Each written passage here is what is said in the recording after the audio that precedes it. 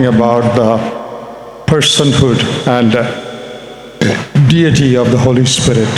ఈ ఉదయకాలం పరిశుద్ధాత్ముని యొక్క వ్యక్తిత్వాన్ని గురించి అలాగే దైవత్వాన్ని గురించి కొన్ని సంగతులు మనం నేర్చుకున్నాం. We are indwelt by the Holy Spirit as the children of God. దేవుని పిల్లలముగా పరిశుద్ధాత్మ మన అంతరంగములో నివసిస్తున్నాడు. The very name Holy Spirit reminds us of something.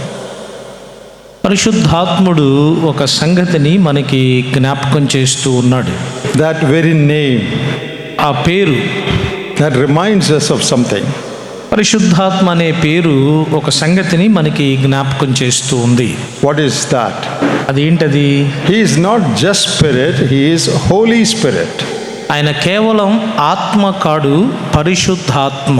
And He is the one who lives in every child of God. ప్రతి దేవుని బిడ్డలో నివసించేటువంటి వ్యక్తి పరిశుద్ధాత్ముడు. And we should be conscious of the fact that the one who indwells us is holy. కాబట్టి మన లోపల ఎవరైతే నివసిస్తున్నారో ఆయన పరిశుద్ధుడు అనే జ్ఞానాన్ని మనము కలిగి ఉండాలి. We saw this morning that He is a person. ఈ ఉదయకాలం మనం చూసాం ఆయన ఒక వ్యక్తి అని, And He is God Himself. ఆయన స్వయంగా దేవుడని కూడా మనం చూసాం. He is the one who lives in us. ఆయన మన లోపల నివసించేవాడు. If the one who lives in us is holy, then our lives also have to be holy. మనలో నివసించేవాడు పరిశుద్ధుడైతే మన జీవితాలు కూడా పరిశుద్ధంగా ఉండాలి. Holy Spirit, Holy God lives in me. పరిశుద్ధాత్మ అనగా పరిశుద్ధమైన దేవుడు నా లోపల జీవిస్తూ ఉన్నాడు. This morning we read some verses that say that our body is the temple of the Holy Spirit. ఈ ఉదయకాలం కొన్ని వచనాలు మనం చదివాం. మన దేహము పరిశుద్ధాత్మకు ఆలయమై ఉన్నది అని మనం చదువుకున్నాం. If Holy Spirit resides in me, పరిశుద్ధాత్ముడు నా అంతరంగములో నివసిస్తూ ఉంటే I should be careful not to entertain anything contrary to His nature in my heart. నా హృదయములో ఆయన స్వభావానికి విరోధమైనది అది ఏదైనా సరే దానితో నేను ఏకీభవించకూడదు. He is holy. ఆయన పరిశుద్ధుడు. He lives in me. ఆయన నా లోపల నివసిస్తూ ఉన్నాడు. Therefore, I should not entertain or tolerate anything that is unholy in my life. అందుచేత నా జీవితంలో అపవిత్రమైనది అది ఏదైనా సరే దానిని నేను నా జీవితంలో ఉంచకూడదు, దాన్ని నేను అనుసరించకూడదు. Not just in my life, but in my heart, my thought, my imaginations. కేవలం నా జీవితంలోనే కాదు, నా హృదయములో, నా తలంపులలో, నా ఊహాగానాలలో కూడా. Holy One lives in me. పరిశుద్ధుడైన వాడు నాలో నివసిస్తూ ఉన్నాడు. Therefore, something unholy cannot coexist with one who is holy. అందుచేత పరిశుద్ధమైన వానితో అపరిశుభ్రమైనది లేక అపవిత్రమైనది కలిసి సాగడానికి సాధ్యము కాదు. We should not tolerate or entertain or encourage anything that is contrary to His nature, His character in our life. మన జీవితాలలో పరిశుద్ధాత్మ యొక్క స్వభావానికి విరోధమైనది అదేదైనా సరే దానిని ఏమాత్రము మనము కలిగి ఉండకూడదు. So this is something that we have to remember whenever we talk about the Holy Spirit. పరిశుద్ధాత్మను గురించి మనము ఎప్పుడు మాట్లాడుకున్నా సరే ఈ సంగతిని ఎల్లప్పుడూ మనం గుర్తుపెట్టుకోవాలి. But very often we are not conscious about it. కానీ చాలాసార్లు దాని గురించి మనం అవగాహన కలిగి ఉండడం లేదు. People who say Holy One lives in them live unholy lives. ప్రజలంటారు మాలో పరిశుద్ధాత్ముడు నివసిస్తున్నాడని, కానీ అపవిత్రమైన జీవితాలు జీవిస్తూ ఉంటారు. They don't go together. అంటే పరిశుద్ధాత్ముడు మనలో నివసించడం అపవిత్రమైన కార్యక్రమాలు చేయడము అనేది కలిసి వెళ్ళడం సాధ్యం కాదు. So let us remind ourselves of this solemn truth. కాబట్టి ఈ సత్యాన్ని మనకి మనమే జ్ఞాపకం చేసుకుందాం. Nothing unholy can coexist with one who is holy. ఎవరైతే పరిశుద్ధమైన వాడుగా ఉన్నాడో ఆయనతో అపవిత్రమైనది కలిసి సాగడం సాధ్యము కాదు. He is a person and he is God himself. పరిశుద్ధాత్ముడు ఆయన ఒక వ్యక్తి మాత్రమే కాదు, స్వయంగా ఆయన దేవుడే. In this session we are going to talk about the work of the Holy Spirit in the Old Testament. ఈ సమయంలో పాత నిబంధనలో పరిశుద్ధాత్ముని యొక్క కార్యము అనే అంశాన్ని మనము నేర్చుకునబోతూ ఉన్నాం. If God is there from the beginning, then the Holy Spirit also is there from the beginning. దేవుడు ఆది నుండి ఉన్నవాడైతే పరిశుద్ధాత్ముడు కూడా ఆది నుండి ఉన్నవాడే. If God is there in the Old Testament, then Holy Spirit also is in the Old Testament. దేవుడు పాత నిబంధనలో ఉన్నవాడైతే పరిశుద్ధాత్ముడు కూడా పాత నిబంధనలో ఉన్నవాడే. If God spoke in the Old Testament, the Holy Spirit also spoke in the Old Testament. పాత నిబంధనలో దేవుడు మాట్లాడినట్లయితే పరిశుద్ధాత్ముడు కూడా పాత నిబంధనలో మాట్లాడినట్లే. If God was working in the Old Testament, the Holy Spirit also was working in the Old Testament. పాత నిబంధనలో దేవుడు తన కార్యాలు జరిగిస్తూ ఉంటే పరిశుద్ధాత్ముడు కూడా పాత నిబంధనలో తన కార్యాలను జరిగిస్తూ ఉన్నాడు. So when we look at the Old Testament, right from the first chapter of right from the first book of Genesis, పాత నిబంధనను మనం గమనించినప్పుడు మొదటి గ్రంథమైన ఆది కాండము మొదలుకొని, from the beginning of the Bible అనగా బైబిలు ఆరంభము మొదలుకొని till the end of the Bible, Bible అంతము వరకు కూడా we see the Spirit of God. పరిశుద్ధాత్ముని మనం చూస్తాం. The very opening words of the Bible talk about Him. బైబిల్లో ఆరంభ వచనాల్లో పరిశుద్ధాత్ముని గురించి ప్రస్తావన మనం చూస్తాం. All of us know Genesis 1:1. ఆది కాండం మొదటి అధ్యాయం మొదటి వచనం మనం అందరం ఎరుగుదము. In the beginning God created the heavens and the earth. ఆది యందు దేవుడు భూమి ఆకాశములను సృజించెను. Immediately in verse 2 we read the Spirit of God was hovering over the waters. వెంటనే వచనం 2లో దేవుని ఆత్మ జలముల పైన అల్లాడుచుండెను అని మనం చదువుతాం. So the Bible or the Old Testament opens with a word about the Holy Spirit. అంటే బైబిల్లో లేక పాత నిబంధనలో పరిశుద్ధాత్మను గురించిన ప్రస్తావన ఇక్కడ ఆరంభమవుతూ ఉంది. Very first chapter of the Bible. బైబిల్లో మొట్టమొదటి గ్రంథము, మొట్టమొదటి అధ్యాయం. The Spirit of God working there. దేవుని ఆత్మ అక్కడ కార్యము చేయడం మనం చూస్తాం. When you come to the last book of the Bible, అలాగే బైబిల్లో చివరి గ్రంథానికి మనం వచ్చినప్పుడు, and the last page of the Bible, బైబిల్లో చివరి పేజీకి మనం వచ్చినప్పుడు there also we read about the Spirit. అక్కడ కూడా ఆత్మను గురించి మనం చదువుతాం. Look at the last chapter in the Bible. బైబిల్లో చివరి అధ్యాయం చూడండి, చివరి గ్రంథం చివరి అధ్యాయం. And that is the book of Revelation, as you know. అది ప్రకటన గ్రంథం మనందరికీ తెలుసు. And verse 17. వచనం 17. See, read verse 17. 17వ వచనం చదువుదాం.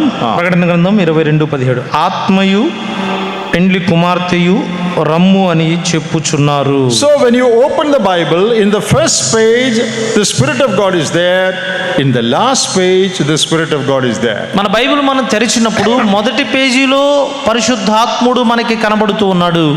అలాగే చివరి పేజీలో కూడా పరిశుద్ధాత్ముడు కనబడుతూ ఉన్నాడు. So it doesn't matter whether it is the Old Testament or the New Testament, right from the beginning till the end the Holy Spirit is there. కాబట్టి అది పాత నిబంధనైనా క్రొత్త నిబంధనైనా తేడా అనేది ఏమీ లేదు.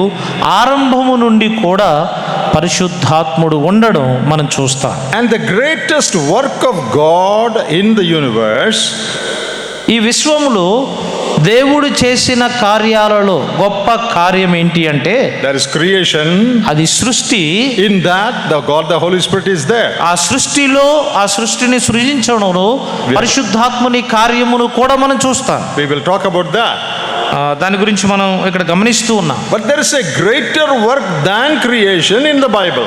అయితే సృష్టి కంటే కూడా గొప్ప పని లేక కార్యము బైబిల్లో ఉన్నది. What is that work? ఆ పని ఏంటి? The work of redemption. విమోచన కార్యము. Saving you and me. నిన్ను నన్ను రక్షించుట అనే పని.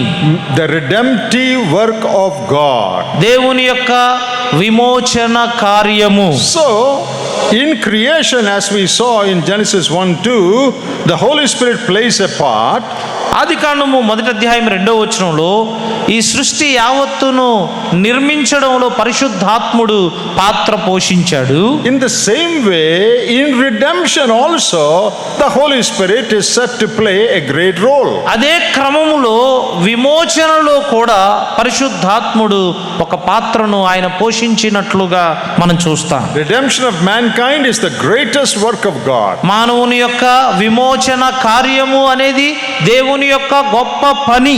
Creation probably is the second greatest work of God. సృష్టి కూడా గొప్ప పనే, కానీ దేవుడు చేసిన గొప్ప పనులలో రెండవ పని ఈ సృష్టి యావత్తును నిర్మించడం. There also you read about the role of the Holy Spirit. అయితే ఈ మానవుని విమోచించే కార్యములో కూడా పరిశుద్ధాత్ముని యొక్క పాత్రను మనం చూస్తాం. So we will start with the greatest work, that is the work of redemption. కాబట్టి ఈ గొప్ప పరిచర్యతో మనం ఆరంభిద్దాం. అదేది అనగా విమోచన కార్యము. The work of the Holy Spirit in redemption. విమోచన కార్యములో పరిశుద్ధాత్ముని పాత్ర లేక పరిశుద్ధాత్ముని పని. Turn to Isaiah chapter 42. యెషయా గ్రంథం 42వ అధ్యాయాన్ని మనం త్రిప్పుదాం. It begins talking about the Redeemer. 42వ అధ్యాయంలో విమోచనకర్త అయిన ప్రభువుని గురించి మాట్లాడడం మనం ఇక్కడ చూస్తాం. Especially when you read from verses 1 to 9 of Isaiah 42.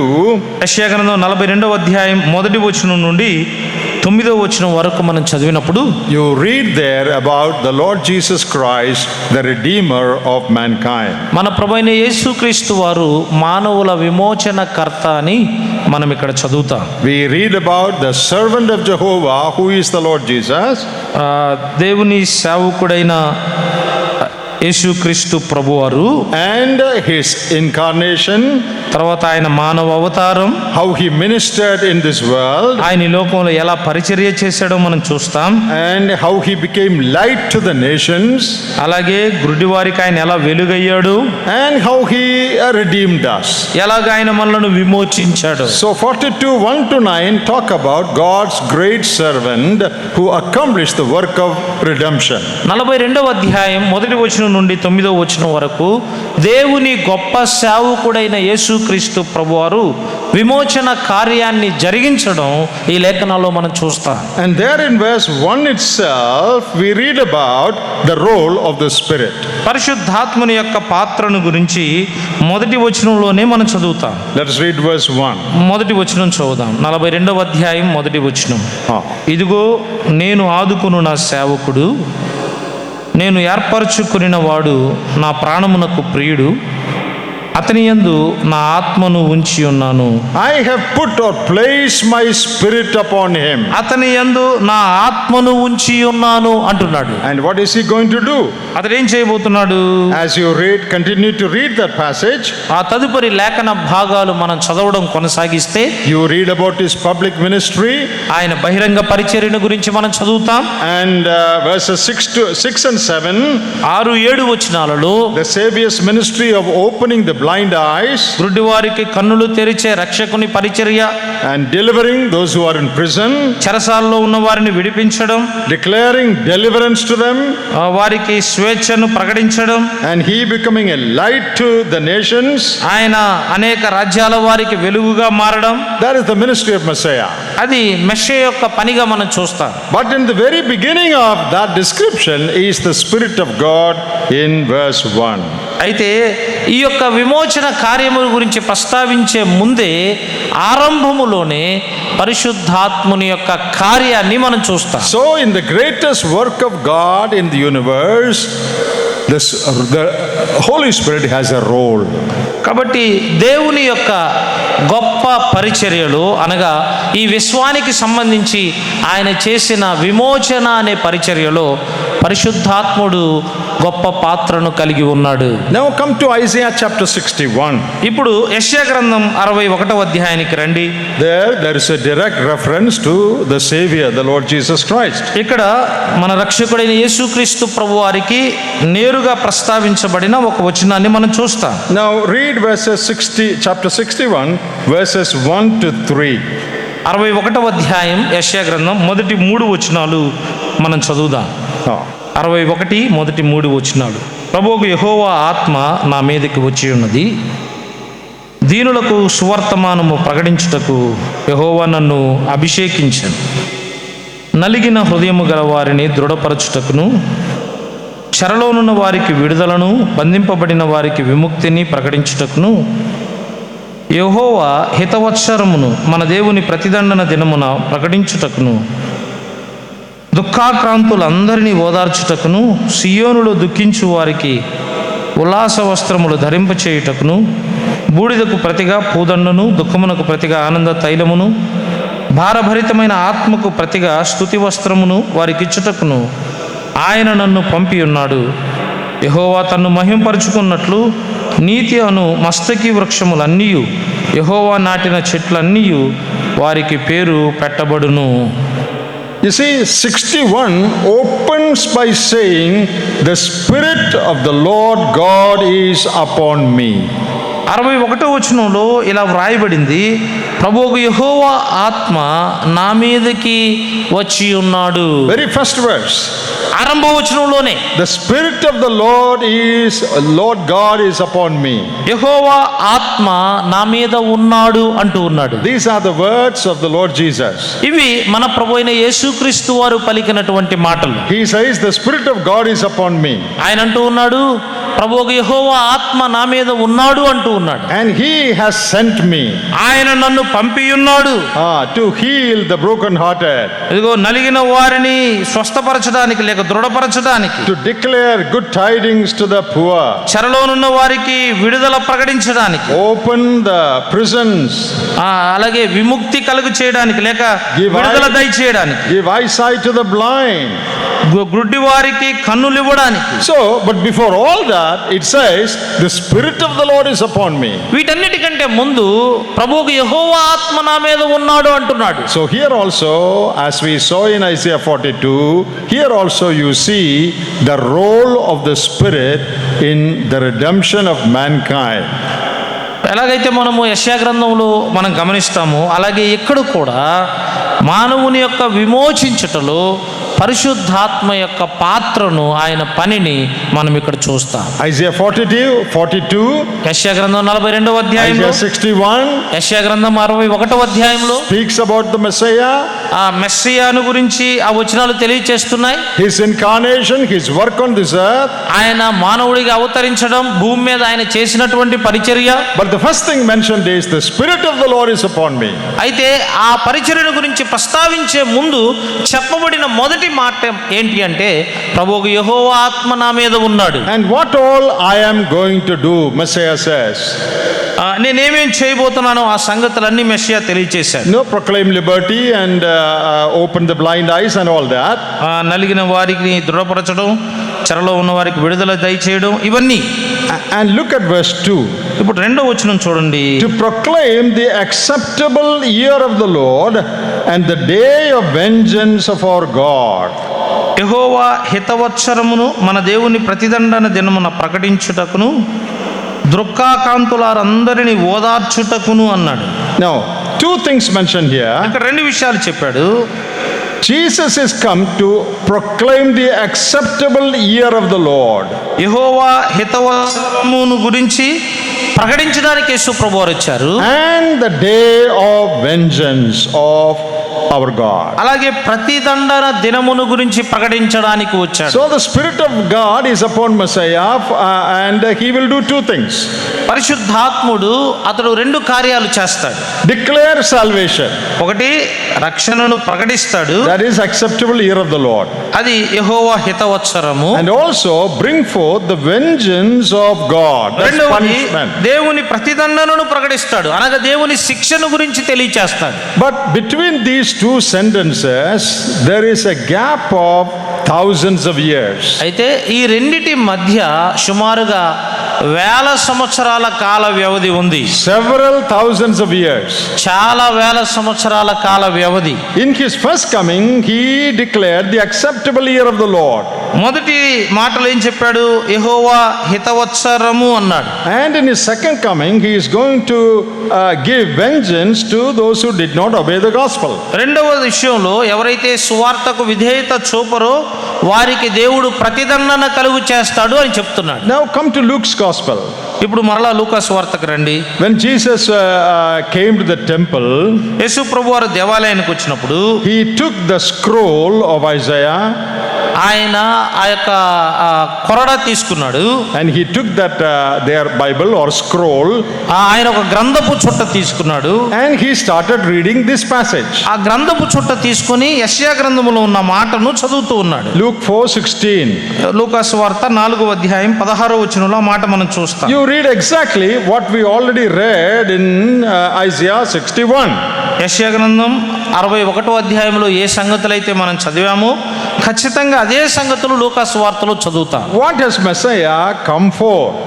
Messiah దేని కొరకు వచ్చాడు? And when you come to verse 19, వచనం 19కి మనం వచ్చినప్పుడు to proclaim the acceptable year of the Lord, ప్రభు యొక్క హితవత్సరమును ప్రకటించడానికి, verse 20, వచనం 20లో then he closed the book and gave it back to the attendant and sat down.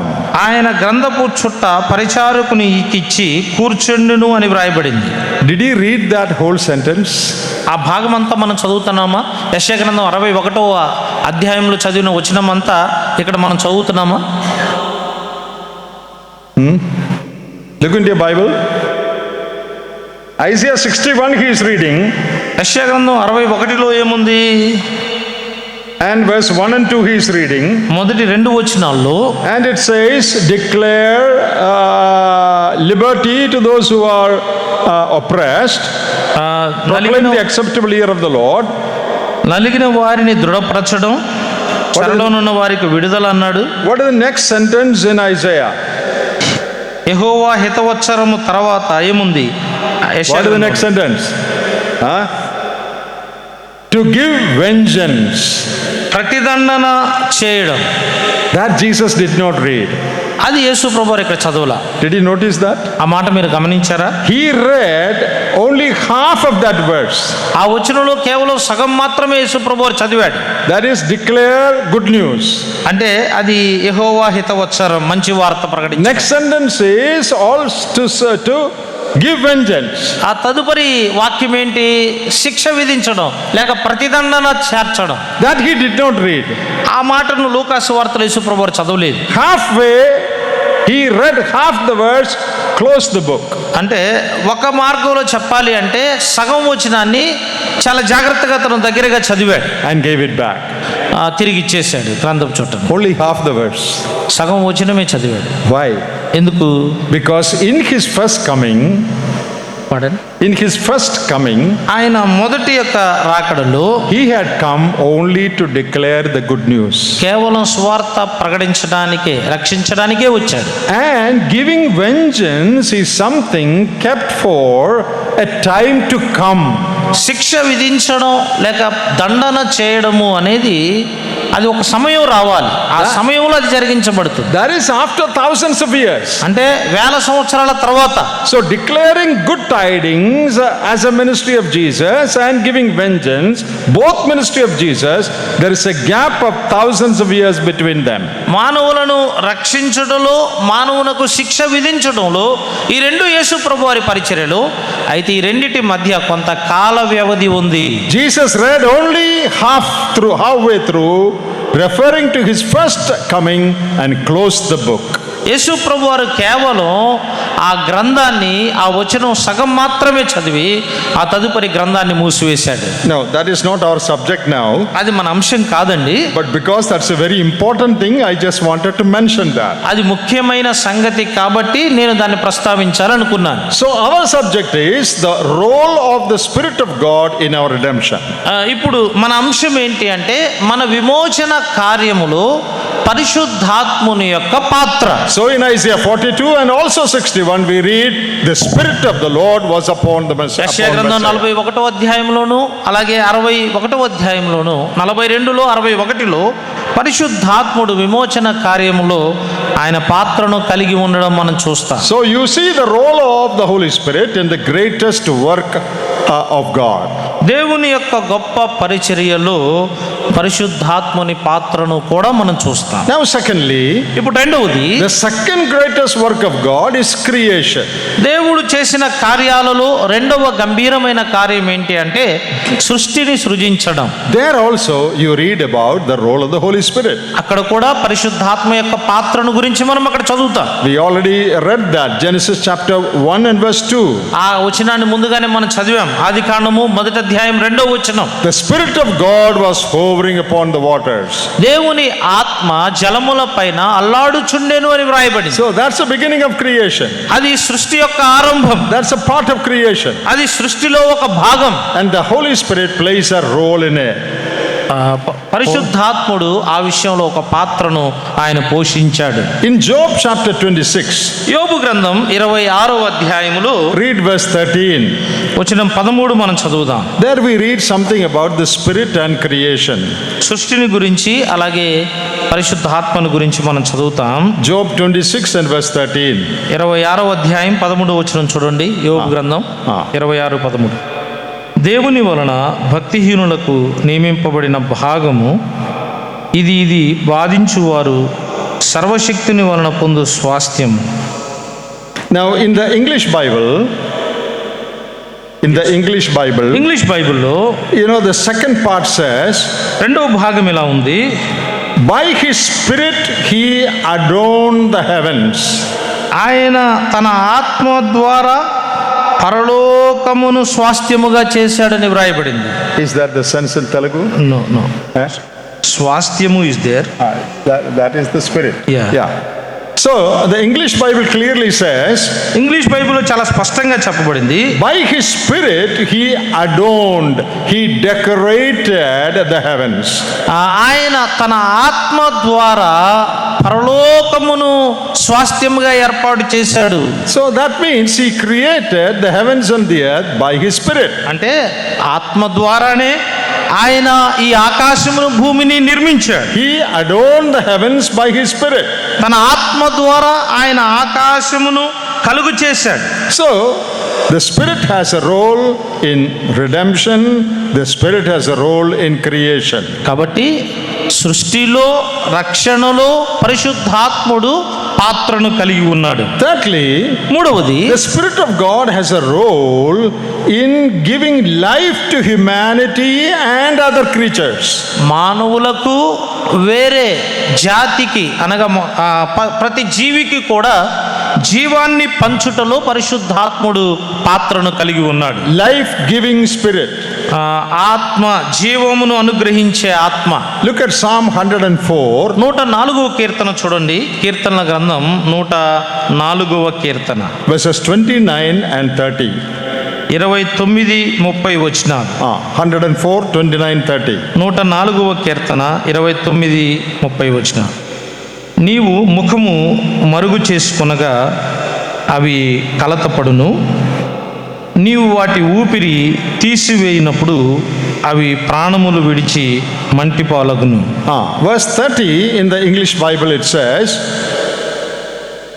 verse 30 30వ వచనంలో in the English Bible it says, English Bible ఇలా వ్రాయబడింది. you send forth your spirit and they were created. మనకి తెలుగులో నీవు నీ ఊపిరి విడవగా అవి సృజింపబడును అని వ్రాయబడింది. So you send forth your spirit and they were all created. అంటే నీవు నీ ఆత్మను పంపగా అవన్నీ సృజించబడ్డాయి అని ఇంగ్లీష్లో వ్రాయబడింది. So God created by sending forth his spirit. అంటే తన ఆత్మను పంపుట ద్వారా దేవుడు మానవులను మిగిలిన జీవులను ఆయన సృజించాడు. In Genesis chapter 2 we read about God giving breath of life.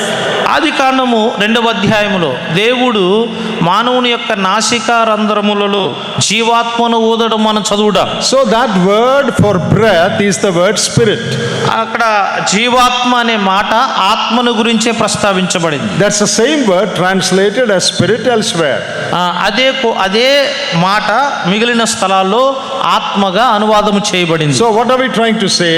మనం ఇక్కడ ఏం చెప్పడానికి ప్రయత్నం చేస్తున్నాం? God sent forth his spirit and all things were created. దేవుడు తన ఆత్మను పంపగా జీవులన్నీ కూడా సృజించబడ్డాయి. And life was given to humanity and to other creatures by this breath of God or the Spirit of God. దేవుని జీవాత్మ ద్వారా అనగా పరిశుద్ధాత్మ ద్వారా మానవులకు మిగిలిన జీవులకు జీవము అనేది ఇవ్వబడింది. So in creation he has a role. కాబట్టి సృష్టిలో పరిశుద్ధాత్ముడు పాత్రను కలిగి ఉన్నాడు. In redemption he has a role in being upon the Savior. ఆయన విమోచన కార్యములో కూడా రక్షకుని నియమించుటలో పరిశుద్ధాత్ముడు పాత్రను కలిగి ఉన్నాడు. And in the life giving work also he has a role in giving the breath of life. అలాగే జీవాన్ని ఇచ్చుటలో కూడా ఆయన పాత్రను కలిగి ఉన్నాడు. And in Genesis chapter 6 we read ఆది కాండము 6వ అధ్యాయంలో మనం చదువుతాం, his work of convicting sinners. పాపములను ఒప్పింపచేయడం అనే ఆయన పరిచర్య. Not only in the New Testament, అది కేవలం క్రొత్త నిబంధనలోనే కాదు, we are talking about the working of the Holy Spirit in the Old Testament. మనం పాత నిబంధనలో పరిశుద్ధాత్మ పరిచర్యను గురించి మాట్లాడుకుంటున్నాం. Look at verse 3 of Genesis 6. ఆది కాండము 6వ అధ్యాయం 3వ వచనం చూడండి. 6:3 అప్పుడు యెహోవా నా ఆత్మ నరులతో ఎల్లప్పుడూ వాదించదు. My spirit shall not strive with man all the time. నా ఆత్మ నరులతో ఎల్లప్పుడూ వాదించదు. So here in the Old Testament, in the book of Genesis, you see the Spirit of God speaking to people to convict them of their sin. ఇక్కడ పాత నిబంధనలో ఆత్మదేవుడు లేక పరిశుద్ధాత్మ దేవుడు ప్రజలను తమ పాపము విషయములో ఒప్పింపచేస్తూ ఉన్నాడు. Now in the following verses you read about the terrible sinful condition of humanity in those days. ఆ తదుపరి వచనాలు మనం చదివితే ఆ కాలములో మానవుల యొక్క భయంకరమైన పాప స్థితిని మనం చదువుతాం. And God deciding to destroy the whole earth through a flood. ఒక జల ప్రళయము ద్వారా దేవుడు ఆ భూమి మీద ఉన్న వారందరినీ కూడా నాశనం చేయాలనుకున్నాడు. So that is the context. ఆ సందర్భం అది. But there also the Spirit of God has a role. అయితే అక్కడ కూడా ఆత్మ దేవుడు ఒక పాత్రను కలిగి ఉన్నాడు. Striving with men and women, trying to convict them of their sin. ప్రజలను అనగా స్త్రీ పురుషులను వారి పాపముల విషయమై వారు ఒప్పుకొనేటట్లుగా వారితో వాదిస్తూ ఉన్నాడు. Now in the New Testament we read something similar. కొత్త నిబంధనలో కూడా ఇలాంటి సంగతినే మనం చదువుతాం. In John chapter 16, యోహాను సువార్త 16వ అధ్యాయంలో when you read from 8 to 11, 8వ వచనం నుండి 11వ వచనం వరకు మనం చదివినప్పుడు the Lord Jesus spoke about something similar. యేసుక్రీస్తు ప్రభువారు ఇలాంటి సందర్భాన్ని అక్కడ ప్రస్తావించాడు. When the Spirit shall come, he will convict the people of their sin. ఆత్మ వచ్చినప్పుడు ఆయన మానవులను వారి పాపము విషయమై ఒప్పింప చేస్తాడు అని వ్రాయబడింది. That work was there in the Old Testament also. ఆ యొక్క ఒప్పింప చేసే పరిచర్య పాత నిబంధనలో కూడా మనం చూస్తాం. Today when the word of God is preached, ప్రస్తుతం సువార్త ప్రకటించబడినప్పుడు the Spirit of God strives with people and tries to convict them of their sin. ఆత్మ దేవుడు ప్రజలు తమ పాపము విషయములో ఒప్పింప చేయబడేటట్లుగా వారిని ప్రేరేపిస్తాడు, వారితో వాదిస్తాడు. That was there in the Old Testament also. ఆ పరిచర్య పాత నిబంధనలో కూడా ఉన్నది. Even when Noah preached, నోవహు ప్రకటించినప్పుడు in the midst of that sinful generation, ఆ పాపాత్ములైన మానవుల మధ్య లేక ఆ పాపుల తరము మధ్య the Spirit of God was striving with people. దేవుని ఆత్మ ప్రజలతో వాదిస్తూ ఉన్నాడు. Here is something that we need to take a practical lesson from. ఇక్కడ ఒక అన్వయింపదగిన పాఠాన్ని మనం నేర్చుకునవలసిన వారంగా ఉన్నాం. When the Spirit of God deals with us, దేవుడి ఆత్మ మనతో వ్యవహరించేటప్పుడు we must must be honest enough to acknowledge our sin. మన పాపమును మనం ఒప్పుకోవడానికి చాలా యథార్థంగా ఉండాలి. Because in Genesis 6 we read, he will not strive always. ఎందుకంటే ఆదికాండము 6వ అధ్యాయం 3వ వచనంలో ఆ మాట మనం చదివాం. ఆయన ఎల్లప్పుడూ వాదించడు.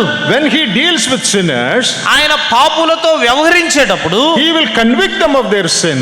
ఆయన మన పాపము విషయమై ఒప్పింప చేస్తాడు. But if they refuse continuously, అయితే మనము ఆయన ఇదిగో నువ్వు తప్పు చేసావని చెప్పినప్పుడు ఆయన మాటను సారి మనం తిరస్కరిస్తూ ఉంటే, they will not listen to him, మనం ఆయన మాటను వినకపోతే slowly the Spirit of God will withdraw his ministry of striving with them. క్రమేణా మనుషులతో వాదించే పరిచర్య అనగా ఇదిగో నువ్వు తప్పు చేసావు, పాపం చేసావు, పొరపాటు చేసావు అనే పరిచర్య చేయడం పరిశుద్ధాత్ముడు ఆపివేస్తాడు. That's a very, very dangerous situation. అది చాలా ప్రమాదకరమైన పరిస్థితి. A situation where the Spirit of God no more speaks to people. పరిశుద్ధాత్ముడు ఇక ప్రజలతో మాట్లాడకుండా ఉండే అటువంటి సమయం. It is good if the Spirit of God is convicting us. పరిశుద్ధాత్ముడు మనతో వాదించడం, మన తప్పును చూపించడం అనేది చాలా మంచిది. But in the lives of some people, అయితే కొద్దిమంది జీవితాలలో there may come a point when the Spirit says, enough, I don't want to speak to him again. ఒకనొక సమయం వస్తుంది. ఆ సమయంలో పరిశుద్ధాత్ముడు అంటాడు, ఇక చాలు, నువ్వు చేసిన తప్పు విషయమై ఏ మాత్రము నిన్ను నేను హెచ్చరించను. That is a very, very dangerous situation when the Spirit of God withdraws from his ministry of striving. పరిశుద్ధాత్మ దేవుడు ఒప్పింప చేసే తన పరిచర్యను ఆపివేసినప్పుడు, ఆయన మౌనంగా ఉన్నప్పుడు అది నిజంగా చాలా ప్రమాదకరమైన పరిస్థితి. Now what about believers? విశ్వాసుల గురించి ఏంటి? Well, we are not in danger of going to hell in any case. మనము మొత్తానికి అగ్నిగుండం అనే ప్రమాదం నుండి మాత్రం తప్పించబడ్డాం. Because we are already saved. మనం రక్షించబడ్డాం. But when the Spirit of God enlightens our mind concerning something in our life, అయితే మన జీవితాల్లో ఏదో ఒక దాని విషయమై పరిశుద్ధాత్ముడు మనకి తెలియచేసినప్పుడు, when the Spirit of God speaks to us, పరిశుద్ధాత్ముడు మనతో మాట్లాడినప్పుడు, shows us our failures, మన ఓటములను, మన లోపములను అతడు మనకి తెలియచేసినప్పుడు, convicts us of something wrong, ఇదిగో మనం పలాని తప్పు చేశాము అని అర్థమయ్యేటట్లుగా ఆయన మనకి తెలియచేసినప్పుడు, if we do not correct ourselves, ఆ సమయంలో మనలను మనం సరిచేసుకోకపోతే, if we do not yield to his promptings, ఆయన యొక్క హెచ్చరికలకు మనము లోబడకపోతే, there may come a time when the Spirit of God will not strive with us anymore and we will not feel anything even when we commit sin. ఒకానొక సమయం వస్తుంది. ఆ సమయంలో పరిశుద్ధాత్ముడు కూడా విశ్వాసులను హెచ్చరించడం కూడా ఆపివేస్తాడు. అది ఎలా అర్థమవుతుందంటే, మనం తప్పు చేసినా అయ్యో తప్పు చేశామనే బాధ ఏమాత్రం మనకు ఉండదు. You are a child of God. నీవు దేవుని బిడ్డవే. As you listen to God's word, God, the Holy Spirit speaks to you. దేవుని వాక్యాన్ని వింటూ ఉండగా పరిశుద్ధాత్ముడు నీతో మాట్లాడతాడు. Maybe when you read the Bible, the Spirit strives with you. బహుశా నీవు బైబిల్ చదువుతుండగా పరిశుద్ధాత్మ నీకు తెలియచేస్తాడు. But you are not willing to yield. కానీ ఆ యొక్క మాటకు పరిశుద్ధాత్మునికి లోబట్టానికి నువ్వు ఇష్టపడటంలా, You refuse నీవు తిరస్కరిస్తున్నావు. continuously. నీవు నిరంతరం తిరస్కరిస్తున్నావు. Then the danger is అప్పుడు ప్రమాదం ఏంటంటే, not that you will lose your salvation. నీవు నీ రక్షణ కోల్పోతావు అనేది కాదు, కానీ That danger is not there. అలాంటి ప్రమాదం ఏమీ లేదు. But you will lose enlightenment in your life. అయితే నీ జీవితంలో నీవు వెలిగించబడము అనేది, ఆ ప్రకాశము అనేది తగ్గిపోతుంది. Even if you hear a message, you will not hear God, you will hear only the preacher. అలాంటి పరిస్థితుల్లో నీవు ఉన్నప్పుడు, ఒకవేళ నీవు దేవుని వాక్య సందేశాన్ని విన్నా, నీవు దేవుని మాట విన్నట్లుగా నీకు అనిపించదు, ప్రసంగికుని మాట విన్నట్లుగా నీకు అనిపిస్తుంది. In John chapter 8, యోహాను సువార్త 8వ అధ్యాయంలో, when Jesus was on this earth, యేసుక్రీస్తు ప్రభువారు He went around preaching. ఆయన చుట్టూ వెళ్ళి ప్రకటిస్తూ ఉన్నాడు. And some publicans and sinners and prostitutes, they heard his word, they repented, they followed him. కొద్దిమంది పాపులు, వ్యభిచారులు, రకరకాలైన వ్యక్తులు ప్రభు మాటలు విన్నారు, వారు ప్రభువుని నమ్ముకున్నారు, ప్రభువుని అనుసరిస్తున్నారు. But some of the Jewish leaders, అయితే కొద్దిమంది యోధా నాయకులు, very religious scholars who knew the scriptures, వారు మతపరమైనటువంటి తత్వజ్ఞానులు, లేఖనాలు ఎరిగిన వారు, they did not recognize what Jesus was saying. కానీ యేసు ప్రభు వారు ఏం బోధిస్తున్నాడు ఆ సంగతులు వారు గుర్తించలేకపోయారు. Why? ఎందుకు? Not because they did not understand the language Jesus was speaking. అంటే యేసు ప్రభు వారు మాట్లాడిన భాష వారు అర్థం చేసుకోలేదని కాదు. They did not recognize the voice of God because they were not willing to listen to God. వారు దేవుని యొక్క స్వరాన్ని గుర్తించలేకపోయారు. కారణం ఏంటంటే దేవుని మాట వినే స్థితిలో వారు లేరు. Look at this verse in John chapter 8. యోహాను సువార్త 8వ అధ్యాయంలో మాట చూడండి. If you haven't noticed this, notice this verse. This is an important verse. ఒకవేళ ఇప్పటి వరకు ఆ వచనాన్ని మీలో ఎవరైనా గుర్తించకపోతే ఇప్పుడైనా గుర్తించండి. ఇది చాలా ప్రాముఖ్యమైన వచనం. John 8 verse 43. యోహాను సువార్త 8వ అధ్యాయం 43వ వచనం. Jesus talks about himself and the Father.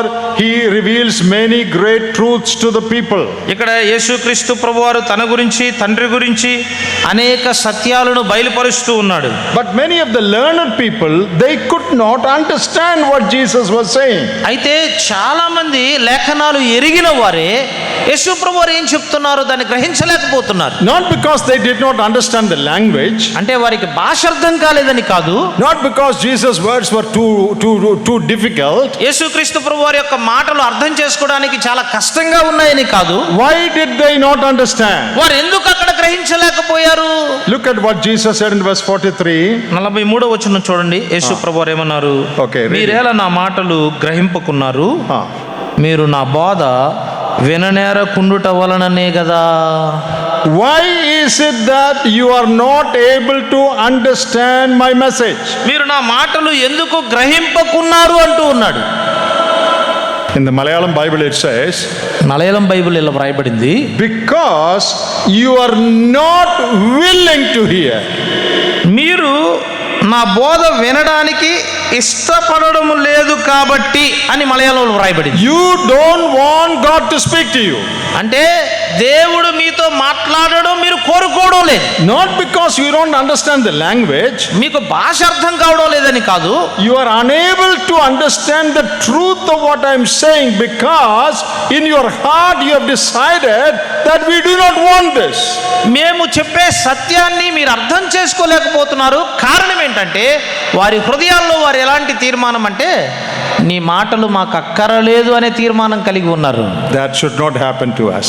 అది మన జీవితాల్లో ఎన్నడూ జరగకూడదు. We are saved, మనం రక్షించబడ్డాం, but for our spiritual growth, అయితే మన ఆత్మీయ ఎదుగుదల కొరకై, for getting more light in our Christian life, మన క్రైస్తవ జీవితంలో ఎక్కువ వెలుగు పొందడానికి we need to yield to the working of the Spirit of God in our life. మన జీవితాలలో పరిశుద్ధాత్ముని యొక్క కార్యానికి మనము అంటుకట్టబడి ఉండాలి. If we continuously refuse to yield to the working of the Spirit, పరిశుద్ధాత్ముని యొక్క కార్యానికి మనం లోబడకుండా సారి తిరస్కరిస్తూ ఉంటే, not willing to acknowledge our failure, మన యొక్క ఓటములను, లోపాలను గుర్తించకుండా ఉంటే, do you know what will happen?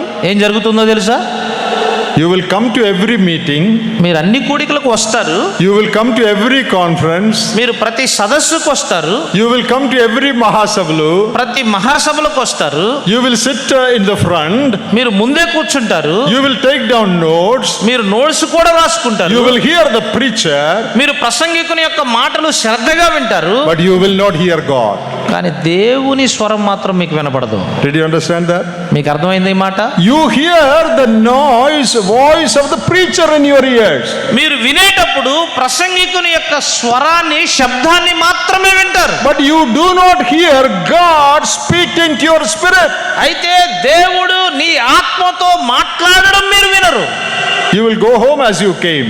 మీరు ఎలా వచ్చారో అలాగే తిరిగి ఇంటికి వెళ్ళిపోతారు. Next meeting also you will come. తర్వాత గుడికి కూడా వస్తారు. Next year also you will come. తర్వాత సంవత్సరం కూడా వస్తారు.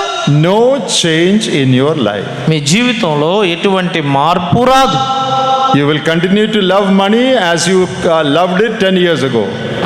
10 సంవత్సరాల క్రితం డబ్బుని ఎలా ప్రేమించేవారో 10 సంవత్సరాలు వాక్యం విన్న తర్వాత కూడా డబ్బును అలాగే ప్రేమిస్తారు. All the jealousy and bitterness you had towards people 5 years ago, you still have that. 5 సంవత్సరాల క్రితం తోటి విశ్వాసుల మీద మీకున్న అసూయ, ద్వేషము, అంత వాక్యం 5 సంవత్సరాలు విన్న తర్వాత కూడా అదే కొనసాగుతుంది. You have no victory in your thought life.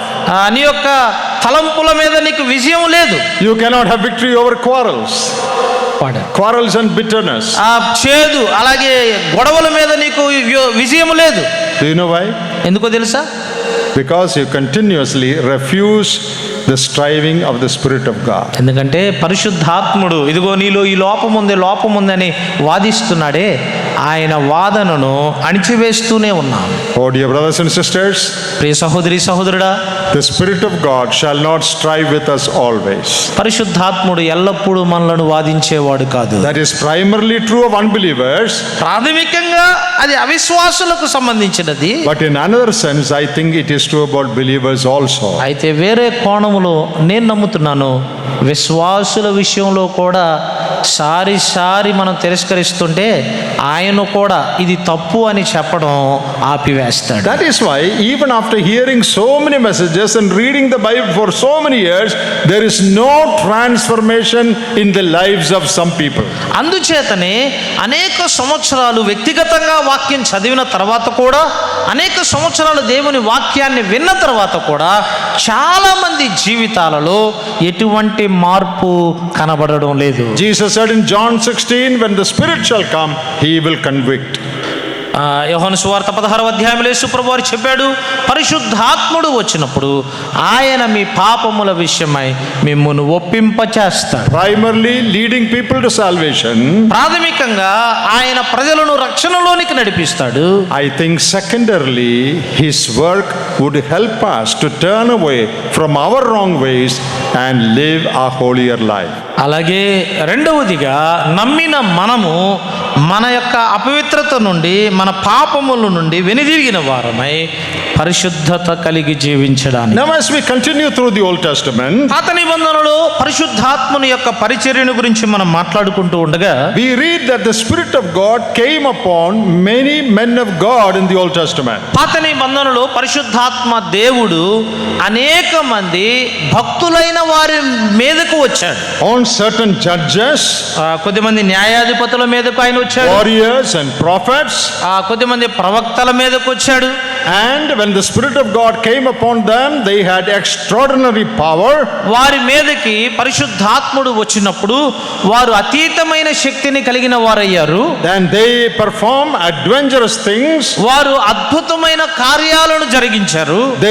They said wonderful words. వారు అద్భుతమైన మాటలు పలికారు. Because the Spirit of God came upon them. ఎందుకంటే పరిశుద్ధాత్ముడు వారి మీదకు వచ్చిన కారణాన వారు అవన్నీ చేయగలిగారు. Now in the Old Testament, the Spirit of God was coming and going. అయితే పాత నిబంధనలో పరిశుద్ధాత్ముని ప్రస్తావన ఎలా అంటే ఆయన వస్తాడు, పోతాడు. And he comes to empower people for a particular mission.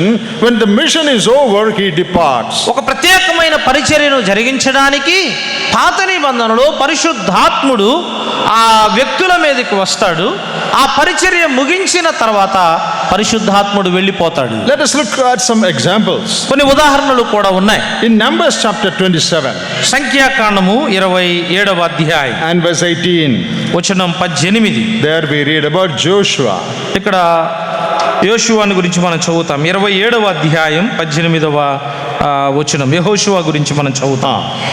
Read that. 27 Numbers 27 verse 18. సంఖ్యాకాండము 27వ అధ్యాయం 18వ వచనం. అందుకు యెహోవా మోషేతో ఇట్లనెను, నూను కుమారుడైన యెహోషువ ఆత్మను పొందినవాడు. Here you read about Joshua, ఇక్కడ యెహోషువ గురించి మనం చదువుతాం. who was a leader of the people of God. దేవుని ప్రజలకు నాయకుడిగా ఉన్న వ్యక్తి. And it says My spirit is upon him. He's a man who has my spirit. యెహోషువ ఆత్మను పొందినవాడు, నా ఆత్మను అని వ్రాయబడింది. My spirit is upon him. నా ఆత్మ అతని మీద ఉన్నాడు. Joshua had a great ministry. యెహోషువ గొప్ప పరిచర్యను కలిగి ఉన్నాడు. And the spirit of God was upon him to accomplish that ministry. ఆ యొక్క పరిచర్యను పూర్తి చేయడానికి దేవుని ఆత్మ యెహోషువ మీద ఉన్నాడు. Judges 3 and verse 10. న్యాయాధిపతుల గ్రంథం 3వ అధ్యాయం 10వ వచనంలో We read about Othniel. అక్కడ ఒత్నీయేలు గురించి మనం చదువుతాం. In Judges 6 verse 34. న్యాయాధిపతుల గ్రంథం 6వ అధ్యాయం 34వ వచనంలో We read about Gideon. మనం గిద్యోను గురించి మనం అక్కడ చదువుతాం. Spirit of God came upon him. యెహోవా ఆత్మ గిద్యోను మీదకు వచ్చినట్లుగా. In Judges 13 verse 25. న్యాయాధిపతుల గ్రంథం 13వ అధ్యాయం 25వ వచనంలో Chapter 14 verse 6. 14వ అధ్యాయం 6వ వచనంలో We read the Spirit of God came upon Samson. సంసోను మీదకి యెహోవా ఆత్మ రావడం మనం చూస్తాం. In 1 Samuel chapter 10 సమూయేలు మొదటి గ్రంథం 10వ అధ్యాయంలో and verses 9 and 10, అలాగే 9, 10 వచనాలలో we read that the Spirit of God came upon Saul, the king of Israel. ఇశ్రాయేలు రాజైన సౌలు మీదకు పరిశుద్ధాత్ముడు రావడం మనం చూస్తాం. 1 Samuel chapter 10 సమూయేలు మొదటి గ్రంథం 10వ అధ్యాయం and we read that in verse 10 the Spirit of God came mightily upon him. దేవుని ఆత్మ బలముగా అతని మీదకి వచ్చెను అనే మాట 10. That is about Saul. అది సౌలుని గురించి. Spirit of God came powerfully upon him. పరిశుద్ధాత్ముడు చాలా బలముగా సౌలు మీదకి వచ్చాడు. When you come to chapter 16 of the same book, ఇదే గ్రంథం అనగా సమూయేలు మొదటి గ్రంథం 16వ అధ్యాయంలో and when you read verse 14, వచనం 14 మనం చదివినప్పుడు we read that the Spirit of God departed from him. యెహోవా ఆత్మ సౌలును విడిచిపోయెను అనే మాట మనం చదువుతాం. So in the Old Testament, కాబట్టి పాత నిబంధనలో Spirit of God came, empowered, accomplished ministries through some men and then later departed. పరిశుద్ధాత్మ దేవుడు కొద్దిమంది వ్యక్తుల మీదకు వస్తాడు, ఆయన పనిని పూర్తి చేస్తాడు, ఆ పనిని పూర్తి చేయడానికి కావలసిన బలాన్ని ఇస్తాడు, ఆ పని పూర్తయిన తర్వాత ఆయన తిరిగి వెళ్ళిపోతాడు. But in the New Testament, కానీ క్రొత్త నిబంధనలో we saw that this morning, ఈ ఉదయకాలం మనం చూసాం, Jesus said he comes to dwell with you forever. యేసు ప్రభువారు చెప్పాడు, పరిశుద్ధాత్ముడు ఎల్లప్పుడూ మీ యొద్ద ఉండుటకే రాబోతూ He ఉన్నాడు. comes into believers the moment they are saved. ఏ క్షణములో మనం రక్షించబడతామో ఆ క్షణమే ఆయన మనలోనికి వస్తాడు. He never leaves them. ఆయన ఎన్నడూ మనలను విడిచిపెట్టడు. If they keep yielding to his spirit, ఆయన ఆత్మకు విధేయత చూపడం మనం కొనసాగిస్తే the spirit would strengthen and use them. పరిశుద్ధాత్ముడు అట్టివారిని బలపరుస్తాడు, ఉపయోగిస్తాడు. But the spirit would not depart. అయితే పరిశుద్ధాత్ముడు క్రొత్త నిబంధనలో వ్యక్తిని విడిచి వెళ్ళిపోడు. In Psalm 51, when David sinned with Bathsheba, 51వ కీర్తనలో దావీదు బెత్షెబాతో పాపము చేసిన and in తర్వాత his prayer of repentance, అతడు పశ్చాత్తాపపడుతూ ప్రార్థన చేసినప్పుడు he says, "Take not thy Holy Spirit from me." అతడు ఇలా ప్రార్థన చేశాడు, నీ ఆత్మను నా యొద్ద నుండి తీసివేయకుము అన్నాడు. So that's the Old Testament. In the New Testament, that doesn't happen.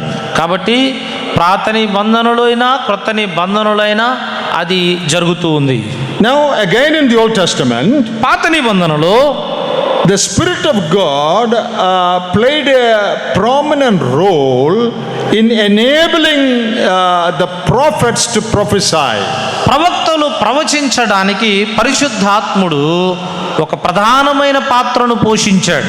In 2 Samuel సమూయేలు 2వ గ్రంథం chapter 23 23వ అధ్యాయం and verse 2, 23వ అధ్యాయం వచనం 2 చూడండి. David says, దావీదు అంటున్నాడు, "The Spirit of the Lord spoke by me and his word was on my tongue." యెహోవా ఆత్మ నా ద్వారా పలుకుచున్నాడు, ఆయన వాక్కు నా నోట ఉన్నది అన్నాడు. So the Spirit helps in prophesying. అంటే ప్రవచించడానికి పరిశుద్ధాత్ముడు సహాయం చేస్తూ ఉన్నాడు. Ezekiel 2:2 also says the same thing. యెహెజ్కేలు గ్రంథం 2వ అధ్యాయం 2వ వచనంలో కూడా అదే మాట ప్రస్తావించబడింది. The Spirit entered me when he spoke to me. ఆయన నాతో మాట్లాడినప్పుడు పరిశుద్ధాత్ముడు ప్రవేశించాడు అనే మాటలు మనం So చూస్తాం. the Spirit's role in helping people to prophesy, to declare the word of God. దేవుని వాక్యాన్ని ప్రకటించడానికి ప్రవచించడానికి పరిశుద్ధాత్ముడు వ్యక్తులకు సహాయం చేస్తూ ఉన్నాడు. We also read that the Spirit of God helped people in the Old Testament to walk in the right path. సరైన మార్గములో నడవడానికి పరిశుద్ధాత్మ దేవుడు పాత నిబంధనలో భక్తులకు సహాయం చేశాడు. Read Psalm 143 and verse 10.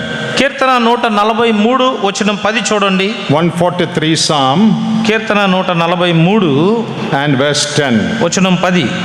Read it. నీవే నా దేవుడవు, నీ చిత్తానుసారంగా ప్రవర్తించుటకు నాకు నేర్పుము. దయగల నీ ఆత్మ సమభూమి గల ప్రదేశమందు నన్ను నడిపించునుగాక. In the English it says, in the English Bible it says, English Bible ఇలా వ్రాయబడింది, your spirit helps me to walk in the right path. సరైన మార్గములో నడవడానికి నీ ఆత్మ నాకు సహాయము చేయును అని వ్రాయబడింది. Yeah, I think in other translations also that is the meaning. Your spirit leads me in the right path. నీ ఆత్మ సమభూమి గల ప్రదేశమందు నన్ను నడిపించును అన్నాడు. So the Spirit of God enabled people in the Old Testament to walk in the right path. అనగా పాత నిబంధనలో ఉన్న ప్రజలు సరైన మార్గములో నడవడానికి పరిశుద్ధాత్మ దేవుడు సహాయం చేస్తూ వచ్చాడు. In Ezekiel chapter 36 యెహెజ్కేలు గ్రంథం 36వ అధ్యాయములో and in verse 27 వచనం 27లో we read, when the Spirit of God comes into our heart, he will make us walk according to his statutes. నా ఆత్మను మీ అందుంచి నా కట్టడలను అనుసరించు వారిని గాను అన్నాడు. When I put my spirit inside of you, నా ఆత్మను మీ అందు ఉంచినప్పుడు that will help you to walk according to God's statutes. దేవుని కట్టడలను అనుసరించి నడవడానికి ఆ ఆత్మ సహాయపడతాడు. Finally, చివరిగా coming to Isaiah chapter 11, యెషయా గ్రంథం 11వ అధ్యాయానికి రండి. that's a very special portion. చాలా ప్రత్యేకమైన భాగం అది. Isaiah chapter 11. యెషయా గ్రంథం 11వ అధ్యాయం. We'll just look at just a few things there and then close. కొన్ని విషయాలు ఇక్కడ మనం ప్రస్తావించుకుని ముగించుకుందాం. We read about Messiah there. ఇక్కడ మెస్సియాను గురించి మనం చదువుతాం. There you read about the Spirit also. ఇక్కడ ఆత్మను గురించి కూడా మనం చదువుతాం. Read verse 1. మొదటి వచనం చూడండి. 11:1. యెషయా గ్రంథం 11వ అధ్యాయం మొదటి వచనం. యెషయి ముద్దు నుండి చిగురు పుట్టును, వాని వేరుల నుండి అంకురము ఎదిగి ఫలించును. This is a prophecy about the Messiah.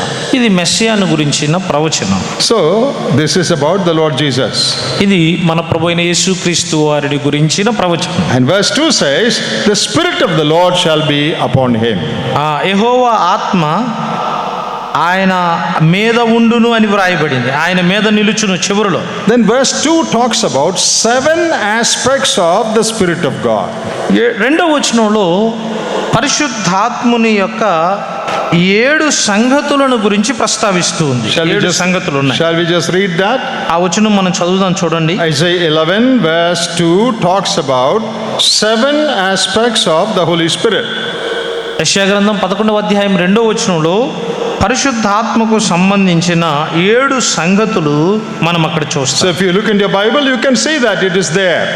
Me Bible గనక మీరు గమనించినట్లయితే ఆ సంగతులు మనం చూడగలుగుతాం. Now look at those things. గమనించండి. Spirit of the Lord shall rest upon him, the spirit of wisdom. జ్ఞాన వివేకములకు ఆత్మ అన్నాడు. And understanding. Spirit, wisdom and understanding. జ్ఞానము, వివేకము, అలాగే అర్థం చేసుకోవడం. Then spirit of counsel. ఆ తర్వాత ఆయన బోధించే ఆత్మగా ఉన్నాడు. And might. బలము కలిగిన ఆత్మ. Spirit of the knowledge. జ్ఞానమును అనుగ్రహించే ఆత్మ. And fear of the Lord. అలాగే ఆధారముగు ఆత్మ అన్నాడు తెలుగులో మనకి. fear of the Lord. భయభక్తులను పుట్టించు ఆత్మ అన్నాడు. So, భయభక్తులు పుట్టి- several aspects of the Spirit of God mentioned there. ఇలాగూ ఆత్మను గురించిన కొన్ని సంగతులు ఇక్కడ ప్రస్తావించబడ్డాయి. The Spirit of the Lord shall rest upon him. Him is Messiah. ఆయన మీద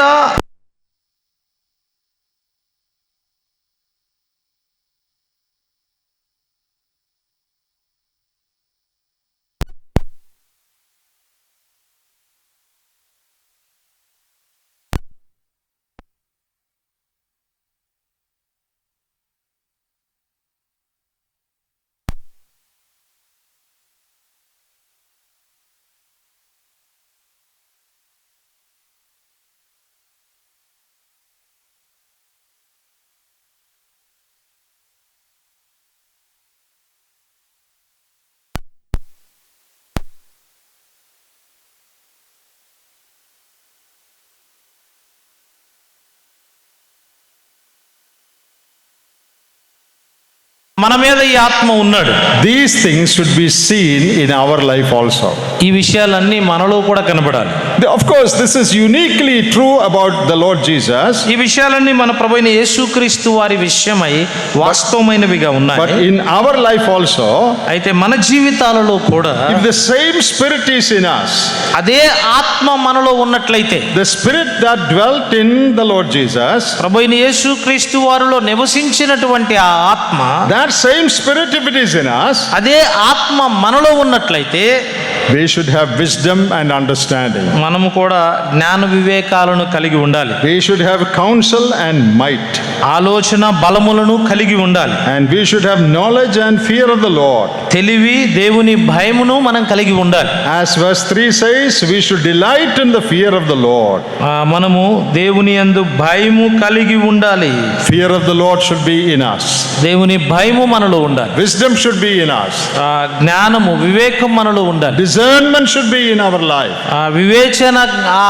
వివేచన జ్ఞానము మనలో ఉండాలి.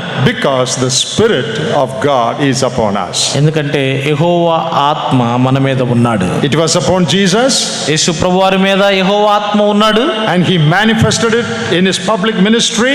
యేసు ప్రభువారు తన బహిరంగ పరిచర్యలో పరిశుద్ధాత్ముని కార్యాన్ని ప్రదర్శించాడు.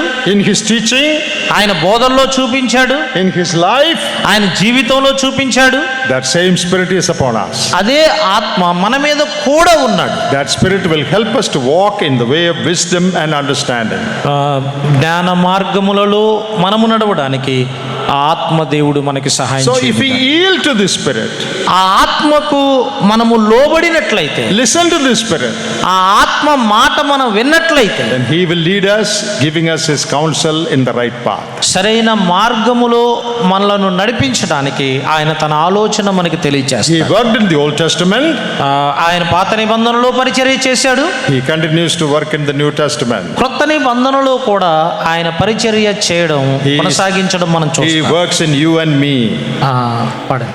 He works in you and me. ఆయన నీలో నాలో కార్యము జరిగిస్తూ ఉన్నాడు. And the impact, result should be seen in our day-to-day life. మన అనుదిన జీవితంలో ఆయన మనలో కార్యము చేస్తూ ఉన్నప్పుడు దాని ఫలితాలు కనబడాలి. May God bless these words to us. ప్రభు ఈ మాటల ద్వారా మనలను దీవించును గాక.